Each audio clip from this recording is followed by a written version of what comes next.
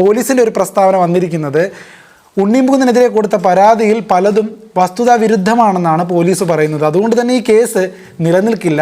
ഈ പറയുന്ന വിപിൻ കുമാർ സിനിമാ സംഘടനകൾക്കും ഉണ്ണിമുകുന്ദനെതിരെ പരാതി കൊടുത്തിട്ടുണ്ട്. പക്ഷേ ബി ഉണ്ണികൃഷ്ണൻ പോലുള്ള സിനിമാ സംഘടനകളുടെ തലപ്പത്തിരിക്കുന്ന ആളുകൾ പറയുന്നത് ഉടനെ തന്നെ ഇക്കാര്യത്തിലൊരു നടപടി എടുക്കാൻ സാധ്യമല്ല. ഇതിലൊരുപാട് കാര്യങ്ങൾ ലിങ്ക്ഡാണ്. സിനിമയിൽ തന്നെയുള്ള പല പല കാര്യങ്ങൾ ലിങ്ക്ഡ് ആയതുകൊണ്ട് തന്നെ ഇത് എല്ലാ കാര്യങ്ങളും വിലയിരുത്തിക്കൊണ്ട് മാത്രമേ ഇതിൻ്റെ യാഥാർത്ഥ്യങ്ങളും മറ്റും മനസ്സിലാക്കി ഒരു ആക്ഷൻ എടുക്കാൻ പറ്റുമെന്ന നിലപാടിലാണ് സിനിമാ സംഘടനകളും. അതുകൊണ്ട് തന്നെ ഇങ്ങനൊരു കാര്യം സമൂഹ മാധ്യമങ്ങളിലൂടെ പറഞ്ഞ് കുറേ വാർത്താ ചാനലുകൾക്ക് മുമ്പിൽ നിന്ന് വിളമ്പിയാൽ തീർന്നു പോകുന്ന ഒരു സ്റ്റാർഡമാണ് ഉണ്ണി മുകുന്ദന് എന്ന് ആരും കരുതണ്ട. ഉണ്ണി മുകുന്ദൻ ഇതിനെ വളരെ ശക്തമായിട്ട് തന്നെയാണ് നേരിടുന്നത്. അദ്ദേഹത്തിൻ്റെ സോഷ്യൽ മീഡിയയിൽ കുറിച്ച കുറിപ്പിൽ വ്യക്തമായിട്ട് ഇക്കാര്യങ്ങൾ പറയുന്നുണ്ട്. വിപിൻ കുമാർ എന്ന വ്യക്തി അദ്ദേഹത്തെ കോണ്ടാക്ട് ചെയ്യുന്നത് 2018 ഒരു PRO എന്ന നിലയിലാണ് ആദ്യമായിട്ട് ഇദ്ദേഹം ഉണ്ണി മുകുന്ദനെ കോണ്ടാക്ട് ചെയ്യുന്നത്.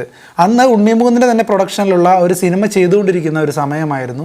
അന്ന് ഇദ്ദേഹം പറഞ്ഞ് കൺവിൻസ് ചെയ്ത കാര്യങ്ങൾ എന്തൊക്കെയാണെന്ന് വെച്ച് കഴിഞ്ഞാൽ പല സിനിമാ നടന്മാരുടെയും സോഷ്യൽ മീഡിയ ഹാൻഡിലുകളടക്കം മാനേജ് ചെയ്യുന്നതും അവരെ പ്രൊമോട്ട് ചെയ്യുന്നതും ഒക്കെ ഇദ്ദേഹമാണ് എന്നൊക്കെ പറഞ്ഞ് ഉണ്ണി മുകുന്ദനെ കൺവിൻസ് ചെയ്തിട്ടാണ് ഉണ്ണി മുകുന്ദൻ്റെ ടീമിൽ ചേരുന്നത്. അപ്പോഴും ഓൺ റെക്കോർഡ് ഒരു മാനേജർ എന്നുള്ളൊരു പോസ്റ്റിലേക്ക് ചേരുന്നതായുള്ള ഒരുവിധ രേഖകളോ ഒന്നുമില്ല.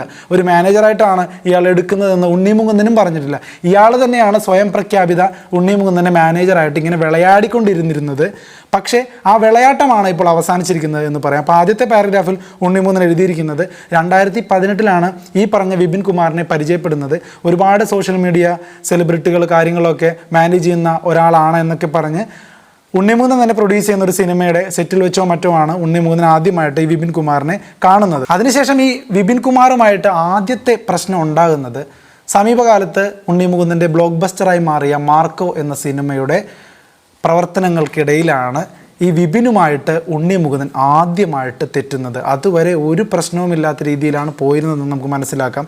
ആദ്യത്തെ ഇഷ്യൂ ഉണ്ടാകുന്നത് മാർക്കോ സിനിമയുടെ സമയത്താണ്. അത് പ്രൊമോഷനുമായി ബന്ധപ്പെട്ട കാര്യങ്ങളിലാണ് ഈ ഇഷ്യൂ ഉണ്ടായിരിക്കുന്നതെന്നാണ് ഉണ്ണി മുകുന്ദൻ പറയുന്നത്. ഈ മാർക്കോയുടെ ഒരു പ്രൊമോഷൻ ഒബ്സ്ക്യൂറ എൻ്റർടൈൻമെൻറ്റ്സ്, അതായത് സെബാൻ എന്നുള്ള ഒരു വ്യക്തി നോക്കുന്ന ഒബ്സ്ക്യൂറ എൻ്റർടൈൻമെൻറ്റ്സിനും ഉണ്ടായിരുന്നു. പക്ഷേ വിപിൻ ഈ ഒബ്സ്ക്യൂറയുമായി ഉണ്ടായ ഒരു പ്രശ്നം അത് ഉണ്ണി മുകുന്ദനെ വല്ലാത്ത രീതിയിൽ ബാധിച്ചു. കാരണം ഇവരുടെ ഈ ഒരു രണ്ടുപേരുടെയും ഈ ഒരു പ്രശ്നം സമൂഹ മാധ്യമങ്ങളിലടക്കം വന്നത് ഉണ്ണി മുകുന്ദന് ഒരു തരത്തിൽ ഒരു അപകീർത്തികരമായി മാറിയ ഒരു സാഹചര്യമായിരുന്നു. കാരണം മാർക്കോ സിനിമ അത്രത്തോളം വലിയ ഹിറ്റായി ഒരുപാട് സന്തോഷിക്കേണ്ട ഒരു സമയത്ത് ഈ ഒരു പ്രശ്നത്തിൻ്റെ ഇടയിൽപ്പെട്ടതിൻ്റെ ഒരു മനോവിഷമം ഉണ്ണി മുകുന്ദൻ ഉണ്ടായിരുന്നു.